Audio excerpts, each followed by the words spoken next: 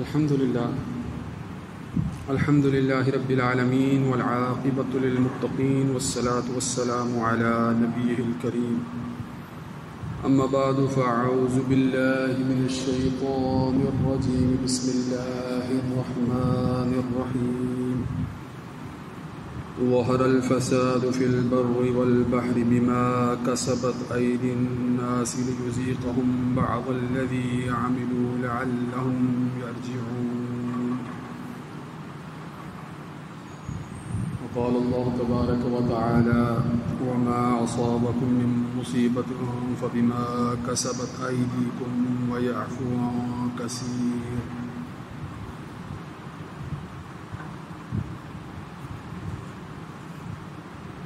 وقال الله تبارك وتعالى: إن الله وملائكته يصلون على النبي يا أيها الذين آمنوا صلوا عليه وسلموا تسليما. اللهم صل على سيدنا ومولانا محمد وعلى آل وأصحاب سيدنا ومولانا محمد وبارك وسلم عليه. سامعین محترم، پچھلے جمعۃ المبارک کو میں نے آپ کے سامنے قدرتی آفات کی وجوہات، اسباب اور اس ضمن میں ہماری کیا ذمہ داریاں ہونی چاہیے،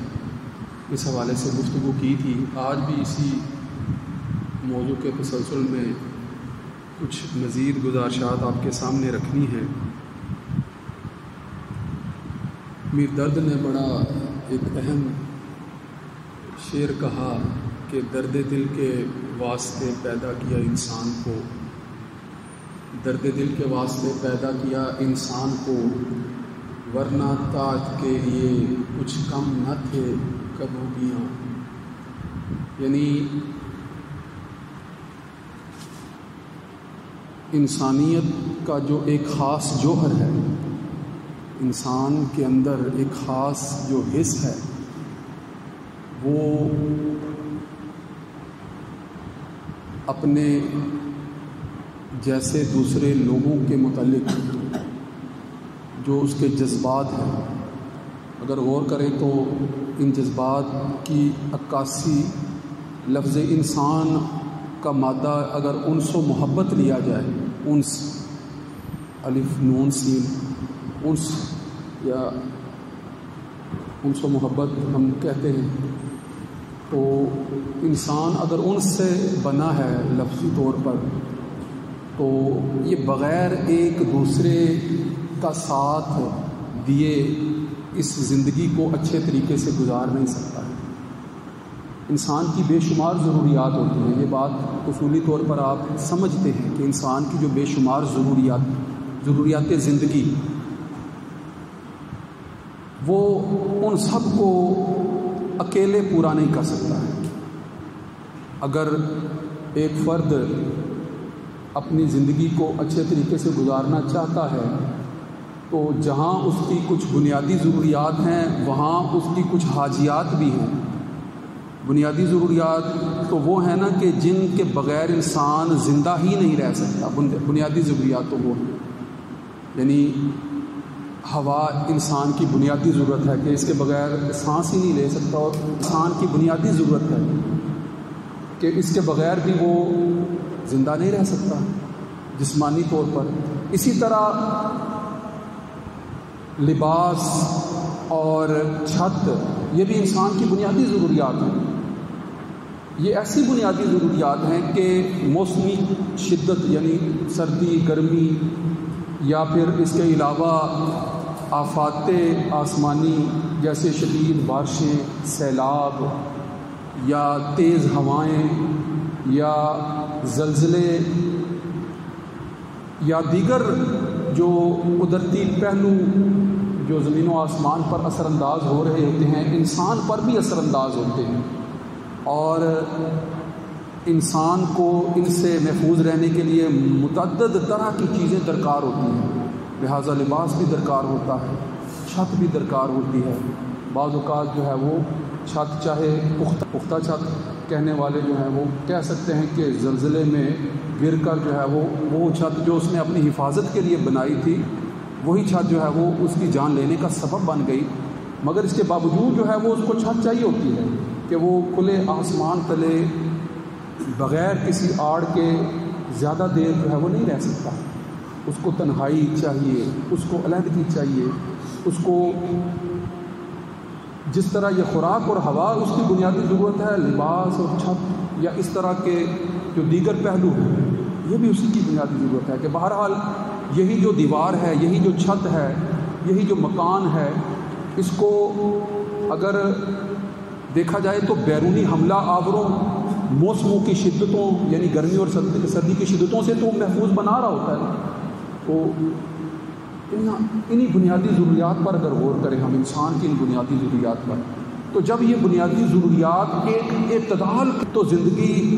رواں دواں ہوتی ہے، زندگی معمول کے مطابق سمجھی جاتی ہے. مگر یہی بنیادی ضروریات حد اعتدال سے کم رہ جائیں یا حد اعتدال سے تجاوز کر جائیں، بڑھ جائیں، تب بھی دونوں صورتوں میں انسان کے لیے ہلاکت اور تباہی کا سبب بنتی ہے. اور یہ بات جو ہے وہ بہت زیادہ کوئی تفصیل سے سمجھانے کی ضرورت نہیں رہ جاتی کہ جب بارش نہیں ہوتی ہے تو پھر خشک سالی ہوتی ہے، قحط سالی ہوتی ہے، خوراک بنیادی ضرورت جو ہے وہ پوری نہیں ہو پا رہی ہوتی، اور جب بارش بے پناہ ہوتی ہے تو پھر سیلاب آتے ہیں، وہی فصلیں جو ہیں وہ سیلاب میں بہہ جاتی ہیں. یاد رکھیے گا اسلام دین فطرت ہے اور اللہ تعالیٰ نے اسی کو منتخب فرمایا ہے، ان الدین عند اللہ الاسلام. اور اسلام جو ہے وہ دین فطرت ہونے کے ساتھ ساتھ جو ہے وہ اعتدال کا دین ہے. اس کی ساتھ تعلق جو ہے وہ برقرار رکھتے ہوئے، فطری چیزوں سے فائدہ اٹھاتے ہوئے کس طرح سے جو ہے وہ معمول کی زندگی گزاری جائے گی، اس کے حوالے سے جیسی بھی تعلیمات ہیں، اعتدال والی تعلیمات وہ یہاں سے مہیا ہوتی ہیں. یہ بات ضروری ہے. لہٰذا انسان کو جب ایمان لانے کے بعد عمل صالح کی ہدایت کی جاتی ہے تو اسی لیے کی جاتی ہے. اگر جو ہے وہ ایمان کے بعد عامل الصالحات یعنی عمل صالح کی اگر ہدایت کی جاتی ہے تو وہ اسی لیے کی جاتی ہے کہ عمل صالح وہ عمل ہوتا ہے جو اعتدال والا عمل ہوتا ہے، اصلاح والا عمل ہوتا ہے، جو درستگی والا عمل ہوتا ہے، جو اعتدال کے پیمانوں کو جو ہے وہ اپنے بھرپور تمام پہلوؤں کے ساتھ جو ہے وہ برقرار رکھنے والا عمل ہوتا ہے، وہ عمل صالح ہوتا ہے. کے اوپر ہی جو ہے وہ آپ غور کریں کہ کامیابی اور ناکامی کا دار و مدار ہے. ایمان لانے کے بعد اگر عمل صالح ہو رہے ہیں تو پھر عذابوں سے، آفتوں سے محفوظ رکھا جا رہا ہوتا ہے. اور اگر عمل صالح نہیں ہو رہے ہوتے، اعمال جو ہے وہ ایسے ہو جاتے ہیں کہ جن میں اعتدال اور توازن برقرار نہیں رہتا، اعمال ایسے ہو جاتے ہیں. اور غور کیجئے گا وہ اعمال، توازن والے اعمال ہیں کون سے؟ توازن والے اعمال جن کو عمل صالح کہا جا رہا ہے، وہ اعمال جن کے کرنے کا اللہ نے حکم دیا ہے، اور وہ اعمال جن سے بچنے کا اللہ نے حکم دیا ہے، جن کو حلال قرار دیا ہے. حلال کو اختیار کرو، حرام سے بچو. امر بالمعروف، جس بات کے کرنے کا حکم دیا گیا ہے اس کو اختیار کرو، ونہی عن المنکر، اور جس سے منع کیا گیا ہے اس سے خود بھی بچو، دوسروں کو بھی بچانے کا جو ہے وہ ذمہ ادا کرو. جب اس اعتبار سے جو ہے وہ اپنی ذمہ داریاں پوری کریں گے تو وہ عمل آپ کے عمل صالح کہلائیں گے، وہ عمل صالح کہلائیں گے. اور وہ آپ غور کر کے دیکھ لیجیے کہ وہ سارے کے سارے اعتدال والے عمل ہوں گے، وہ سارے کے سارے جو ہے وہ توازن والے عمل ہوں گے، وہ سارے کے سارے جو ہے وہ ایسے اعمال ہوں گے کہ جن اعمال کو نہ صرف جن کے کرنے کا حکم دیا گیا ہے، جو نہ صرف مطلوب ہیں، بلکہ پھر نتیجتاً آپ یہ بھی محسوس کریں گے کہ انہی کے ذریعے سے کامیابی بھی مل رہی ہے، انہی کے ذریعے سے نوازا بھی جا رہا ہے، انہی کے ذریعے سے جو ہے وہ دل کے اندر جو ہے وہ روحانیت، اور روحانیت کے اعتبار سے جو ہے وہ ایمانی قوت جو ہے وہ مضبوط سے مضبوط تر ہوتی چلی جا رہی ہے انہی کے ذریعے سے. یہ نیک اعمال کا، اعمال صالحہ کا اثر ہوتا ہے. محبت، شجاعت، سچائی، دیانتداری، ان چیزوں کا اظہار ہر پہلو میں کرتے رہیں، اس کو اختیار کیے رکھیں. مگر دیانتداری ناپ تول، جائز رزق حلال کے ذریعے سے جائز منافع کمانا، یہ عمل صالح ہے۔ اب غور کریں نا، ہمارے ہاں ہو کیا رہا ہوتا ہے، توازن بگڑتے کیسے ہیں؟ توازن جب بگڑتے ہیں تو پھر جو ہے وہ اللہ کی طرف سے جو ہے وہ آزمائشیں اور عذاب جو ہے وہ پھر اور مسلط ہو کر کس طرح سے ہوتے ہیں کہ ہم جو ہے وہ جب کوئی تھوڑی سی آزمائش ہوتی ہے، تھوڑی سی مصیبت ہوتی ہے، تھوڑی سی پریشانی لاحق ہوتی ہے، تو بجائے یہ کہ ہم اپنے اعمال کا قبلہ درست کریں، ہم اعمال کی خرابی کی طرف اور بڑھ رہے ہوتے ہیں اور مزید آفتوں کو جو ہے وہ دعوت دے رہے ہوتے ہیں۔ غور کر کے دیکھ لینا کہ بھئی دیانتداری کا تقاضا تھا، جائز اور حلال کاروبار کا تقاضا تھا، ایک کام آتے آپ جو ہے وہ کاروباری اشیاء کو جو ہے وہ اگر زیادہ منافع پر نہیں بھی جو ہے وہ بیچ رہے، کم از کم انہی قیمتوں پر جو ہے وہ برقرار رکھیں جن قیمتوں پر فروخت کرنے کے لیے جو ہم پہلے سے کوشش ہیں، جن سے جو ہے وہ پہلے ہی ہمیں صحیح منافع مل رہا تھا۔ اب جو ہے وہ حالات کی ذرا تبدیلی کیا ہوئی کہ آپ جو ہے وہ قیمتیں بڑھا دیتے۔ غور کرنا چاہیے نا، تو توازن کیسے بگڑتا ہے؟ جب توازن بگڑتا ہے تو پھر ایک پلڑا جو ہے وہ اوپر اٹھ جاتا ہے، ایک پلڑا نیچے گر جاتا ہے۔ توازن بگڑتا ہے تو پھر یہی ہوتا ہے نا، تو جو اوپر اٹھ گیا ہے وہ بھی اچھی حالت میں نہیں ہے، جو نیچے گر گیا ہے وہ بھی اچھی حالت میں نہیں ہے۔ اچھی حالت تو وہ توازن کی ہی حالت تھی کہ جس کو خراب کیا گیا۔ بہتر یہ تھا کہ اگر حالات سخت ہو گئے ہیں، اگر معاملات جو ہے وہ کشیدہ ہو گئے ہیں، کچھ جو ہے وہ پریشانی لاحق ہو گئی ہے، تو ایک طرف سے پریشانی اگر آئی ہے تو دوسری طرف سے جو ہے وہ لوگ اس پریشانی کو دور کی جو ہے وہ صلاحیتیں صرف کرتے، اپنی طرف سے جو کچھ کر سکتے صدقہ کرتے، خیرات کرتے، مالی امداد کرتے، چیزوں کی قیمتیں نہ بڑھاتے، چیزوں کو جو ہے وہ ارزاں جو ہے وہ نرخ پر فروخت کرتے۔ یہ سارے پہلو اختیار کرنے کی بجائے جو ہے وہ موقع غنیمت جان کر جب یہ کہا جا رہا ہوگا کہ نہیں یہ بڑا موقع ہے مال کمانے کا، یہ بڑا موقع ہے راتوں رات امیر بننے کا، یہ بڑا موقع ہے کہ راتوں رات جو ہے وہ ہم کہاں سے کہاں پہنچ جائیں گے، تو یہ بات سن لیجئے، اس کو ذہن میں بٹھا لیجئے کہ یہ وقتی طور پر جو ہے وہ تھوڑا سا منافع تو بظاہر کسی صورت میں ایسا حاصل ہو جاتا ہے، مگر نتیجہ اس کا کیا ہوتا ہے کہ اللہ پھر رزق کے دروازے جو ہے وہ بند فرما دیتا ہے۔ ایک دفعہ کمایا ہوا پھر ساری زندگی کام نہیں آتا، وہی چیزیں جو ہیں وہ عدم دستیابی کی وجہ سے جو ہے وہ مفقود ہونا شروع ہو جاتی ہیں، لوگ جو ہیں وہ ان سے جو ہے وہ ان تک جب وہ چیزیں نہیں پہنچ پاتی تو پھر جو ہے وہ بد اعتمادی، عدم اطمینان اور جو ہے وہ لڑائی جھگڑے فساد اور جنگ و جدل کا جو ہے وہ میدان جو ہے وہ سرگرمی کے ساتھ جو ہے وہ نظر آنا شروع ہو جاتا ہے۔ یہ پہلو جو ہے وہ اس اعتبار سے چاہتے ہوتے ہیں، ہر چیز کا تعلق جڑا نظر آتا ہے دوسری چیزوں سے، کہ بھئی بھوک ہے، غربت ہے، افلاس ہے، تو پھر اس کا تعلق جو ہے وہ جہاں جہاں وسائل ہوں گے ان پر نظر سے ہوگا۔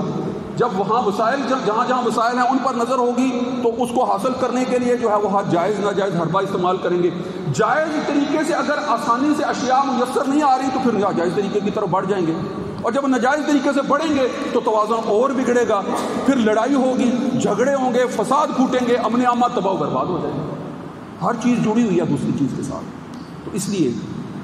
انسان کی بنیادی تخلیق کے مقصد کو پیش نظر رکھنا ضروری ہے کہ درد دل کے واسطے پیدا کیا انسان کو۔ بھائی اگر کسی مسلمان بھائی کو مصیبت میں دیکھ رہے ہو تو دل میں جو ہے وہ اس کی تکلیف کا احساس کیوں اجاگر نہیں ہوتا؟ یہ جتنی آفات ہیں، یہ جتنے زلزلے ہیں، یہ جتنے سیلاب ہیں، یہ جتنی تباہ کاریوں کے پہلو ہیں، یہ جتنی بیماریاں ہیں، یہ جتنی آفتیں ہیں، یہ اللہ کی طرف سے جو ہے وہ عبرت کے سامان ہیں۔ ان سے عبرت پکڑنی ہے، ان سے نصیحت حاصل کرنی ہے، ان سے جو ہے وہ اپنے معاملات کو درست کرنے کی طرف جو ہے وہ رغبت حاصل کرنی ہے، نہ کہ ان کو جو ہے وہ اپنی کمائیوں کے جو ہے وہ بڑھاوے کا ذریعہ بنا لینا ہے۔ یہ تو پھر کھلی جو ہے وہ جنگ ہے، یہ پھر جو ہے وہ یہ صرف یہ نہیں ہے کہ آپ دوسروں کی ہلاکت کا سبب بن رہے ہیں۔ وہ فرد جو کشتی کے اندر بیٹھا ہوا کشتی کے اندر سراغ خود کر رہا ہے، وہ پھر کشتی کے ڈوبنے کے بعد جو ہے وہ اس عذاب سے جو پانیوں کا عذاب اس پر مسلط ہوگا وہ خود بھی اس سے نہیں بچ پائے گا۔ بچے گا وہی جو اقدام کرے گا، جو ساتھ دے گا، جو عمل صالح والے توازن والے اعمال کی طرف جو ہے وہ بڑھے گا۔ تو اس لیے فوری طور پر ہمارے کرنے کے کام یہی ہیں کہ درد دل کے پہلو جو ہے وہ قلوب کے اندر اجاگر کریں، ظاہری، باطنی، جسمانی، روحانی ہر اعتبار سے اجاگر کریں، ان پہنچانے کے لیے اقدامات کریں۔ یہ نہ کسی قسم کی سیاست چمکانے کے وقت ہیں، نہ کسی قسم کی تجارت کو جو ہے وہ بڑھانے کے اوقات ہیں، نہ ہی جو ہے وہ کسی پر جنگ و جدل کے ذریعے غالب ہو کر فتح کر کے قبضہ کرنے لینے والے جو ہے وہ اقدامات ہیں. یعنی مال مفت دلے دے رہے ہیں والی کیفیت نہیں ہو جانی چاہیے کہ بھائی لوگ بے گھر ہو گئے تو مسائل والوں نے ان گھروں پر جو ہے وہ قبضہ کر دیا. یہ اوقات جو ہے وہ عبرت پکڑنے والے اوقات ہیں. یہ اوقات جو ہے وہ اللہ کے حضور گڑ گڑا کر توبہ اور استغفار کرنے والے اوقات ہیں. یہ وہ اوقات ہیں, یہ وہ لمحے ہیں کہ جس وقت جو ہے وہ ہم جب دیکھ رہے ہیں کہ یہ منظر ہر طرف جو ہے وہ ہمیں بربادی اور تباہی کا نظر آ رہا ہے, تو اللہ کی ناراضگی ہی کی یہ وجہ ہو سکتی ہے. تو ناراضگی کو دور کرنے کے لیے توبہ اور استغفار, اس کے بعد جو ہے وہ اجتماعی اور انفرادی ہر سطح پر ایسے اعمال اختیار کریں کہ جس سے جو ہے وہ دوسروں کی دلجوئی ہو, نہ کہ دل آزاری ہو. ایسے اعمال اختیار, یہ وقت ہے, یہ وقت ہے. یہ مصیبت اور آزمائش میں انسان جو پہچانا جاتا ہے, اس کی سرشت پہچانی جاتی ہے, اس کی اصل پہچانی جاتی ہے کہ وہ سامنے آئے گا, نکھر کر آئے گا کہ وہ کیسا فرد ہے, وہ اس وقت کیا کر رہا تھا جب یہ حالات تھے, اس کا کیا کر رہا تھا. تو اللہ تعالیٰ ہمیں اپنے اعمال کا محاسبہ کرنے کی توفیق عطا فرمائے, نیک اعمال کی طرف, عمل صالح کی طرف متوجہ فرمائے, اور دین و دنیا کی کامیابیاں اور کامرانیاں اور ہر طرح کے عذاب سے محفوظ فرمائے, اور کامیابی کی طرف ہمارا سفر گامزن فرمائے. وآخر دعوانا الحمد للہ رب العالمین. سنتیں ادا فرمائے.